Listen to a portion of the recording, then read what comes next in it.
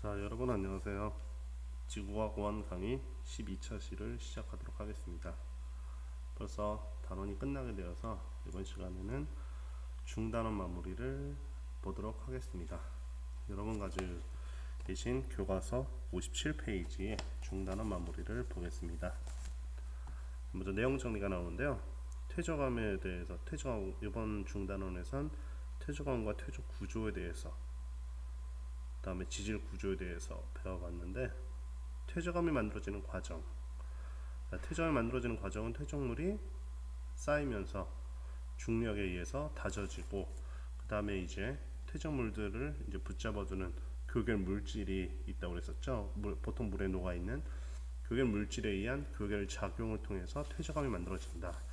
그래서 이걸 모두 다 통틀어서 다져지고, 다음에 굳는 교결을 다 합쳐서 속성작용 이렇게도 부른다고 이야기를 했었습니다. 다음에 퇴적 구조를 보게 되면 퇴적암에서 나타나는 나란한 줄무늬를 뭐라고 그러죠? 층리라고 그러죠. 층리. 그래서 퇴적암에서는 층리가 나타날 수가 있고요. 다음에 이 층리가 이제 비스듬하게 기울어져 있는 층리를 사층리 이렇게 불러주고요. 다음에 퇴적물의 입자가 이제 아래는 크고 위로 갈수록 점점 작아지는 그런 퇴적 구조를 점이층리. 그 다음에 수심이 얕은 물 아래에서 형성되는 연은, 이게 물결을 친 것 같은 그런 형태. 다음에 마지막으로 건조한 시기를 겪으면서 만들어지는 퇴적 구조, 거북이 등껍질처럼 표면이 갈라지는 건열이 있었습니다. 그래서 이런 퇴적 구조를 통해서 뭘 알 수가 있었냐? 과거의 이 퇴적 환경과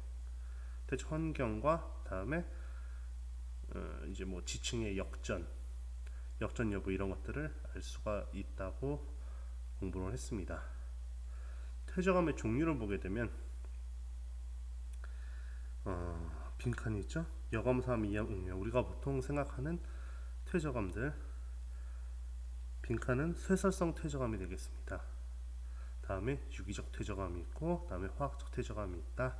이렇게 이야기를 해왔습니다. 자, 이제 문제를 보도록 하겠습니다. 그림은 퇴적암에서 볼 수 있는 퇴적 구조이다. 가와 나가 있죠. 자, 가는 잘 보일지 모르겠는데, 가는 보니까 아래쪽 입자가 크고 위쪽이 작은 점이층리가 되겠죠. 나는 물결 무늬의 연흔이 되겠습니다. 그래서 이에 대한 설명으로 옳은 것은 동그라미, 틀린 것은 X를 하시오. 1번 가는 연흔, 나는 점이층리다. 틀렸죠? 가는 점이층리, 나가 연흔이 되겠습니다. 반대입니다. 두 번째, 가와 나 모두 지층의 상하 판단에 이용된다. 아까 앞에서 이야기를 했었죠. 퇴적 구조를 통해서 퇴적 환경과 지층의 상하 여부를 판단할 수가 있다. 3번, 가와 나는 비슷한 퇴적 환경에서 생성되었다. 자, 가는 보통 어디에서 퇴적이 되죠? 점이층리는 호수 바닥이나 뭐 깊은 바다 이런 데서 주로 많이 나타난다고 그랬고, 나 같은 경우는 얕은 물에서 퇴적이 된다고 했죠. 그래서 X가 되겠습니다. 2번, 퇴적 구조 중 과거 퇴적물의 이동 방향을 알려주는 것은 무엇인가? 이동 방향을 알려주는 것들은 뭐가 있을까요? 여기 그림에 없는 사층리가 있었죠. 사층리는 물이나 바람이 일정 방향으로 이동하면서 그 흐름에 따라서 퇴적물이 공급될 때 나타난다. 다음에 연은은 이제 수심이 얕은 물에서 물결이 이동해서 만들어지는 구조다. 이렇게 볼 수가 있겠습니다.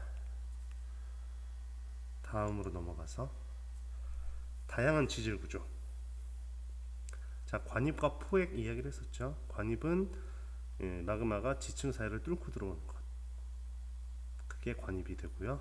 다음에 그때 뚫고 들어오면서 일부 암석이, 원래 있던 암석이죠, 기반암이 깨지면서 화성암 안에 내부에 포획되는 경우, 그 안에 이제 잡혀 있는 경우죠. 그런 경우를 포획 이렇게 불러주죠. 그다음에 부정합, 두 번째 부정합.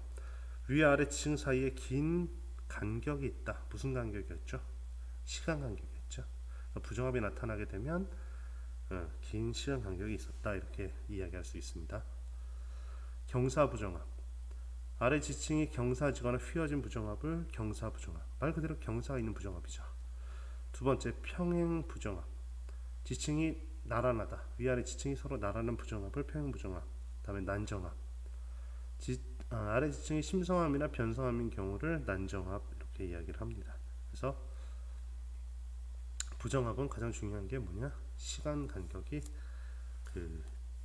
있었다. 두 지층 사이에 시간 퇴적되는데 이제 걸린 시간이 중간에 뭐 끊어졌거나 뭐 이런 것들을 알 수가 있습니다. 다음에 지층이 휘어진 습곡이죠. 지층이 휘어지는데 뭐에서 휘어지냐? 양쪽에서 누르는 힘이죠. 횡압력이 되겠습니다. 지층이 횡압력에 의해 휘어진 것을 습곡 이렇게 불러주고요. 다음에 단층. 힘을 받다 보면 이제 지층이 끊어지는 경우 그때를 단층 이렇게 불러주고요. 단층은 정단층, 역단층, 주향이동 단층 이렇게 있는데 정단층과 역단층은 수직적인 변이가 있을 때 지층이 위아래로 이동을 할 때 나타나고요. 주향이동 단층은 말 그대로 수평적으로 주향이동이 됐다는 말은 수직적 변이가 아니라 수평적으로 이동한 단층을 주향이동 단층 이렇게 불러주고요. 이 역단층과 정단층은 구분하는 방법이 상반을 기준으로 했었죠. 상반을 기준으로 상반이 아래로 내려가면 정단층, 상반이 위로 올라가면 역단층이다. 그렇게 이야기를 했었습니다. 이때 작용한 힘을 보게 되면 정단층은 양옆에서 잡아당기는 힘이죠. 장력에 의해서, 인장력에 의해서 만들어지고 역단층은 양쪽에서 누르는 횡압력에 의해서 만들어진다는 점 구분해서 기억을 해야 할 것 같습니다. 즉 역단층에서 작용한 힘은 습곡에서 작용한 힘과 서로 같은 방향이 되겠습니다.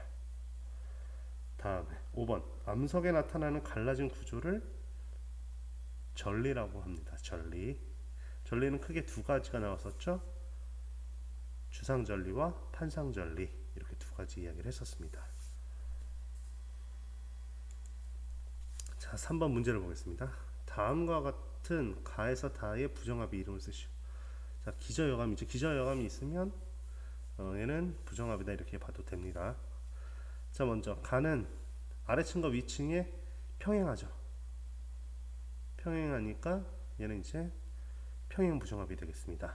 나 같은 경우는 아래층이 경사가 있죠. 경사 부정합이 되고요. 다는 여기 붉은색으로 표시된 심성함이 되겠습니다. 아래층에 심성함이나 변성함이 있으면 얘는 이제 난정합이다 이렇게 이야기를 할 수가 있습니다. 그래서 평행부정합, 경사부정합, 난정합 이렇게 이야기를 하면 되겠습니다. 4번 두 종류의 단층을 나타낸 것이다. 가와 나가 있죠. 자, 여기서 구분할 수 있을까요? 상반이 어느 쪽이죠? 가에서 보면 상반은 이게 상반인가요? 이게 상반인가요? 자, 오른쪽이 상반이죠. 이게 상반이죠. 왜? 단층 선보다 위에 있으니까. 단층 선보다 위에 있는 상반이 지금 아래로 내려갔어요. 그럼 가는 정단층이 되겠습니다. 나는 상반 오른쪽이죠. 상반이 위로 올라갔죠. 역단층이 될 거예요. 그래서 작용한 힘의 방향은 양옆으로 끌어당기는 힘이 작용한 인장력, 정단층. 나는 양옆에서 누르는 힘이 작용했죠. 횡압력이 작용했죠. 역단층이라고 볼 수 있습니다. 자, 이에 대한 설명으로 옳은 것은 O, 틀린 것은 X. 가와 나는 상반이 단층면 오른쪽에 있다. 맞나요? 아까 상반이 오른쪽이라고 그랬죠? 맞죠?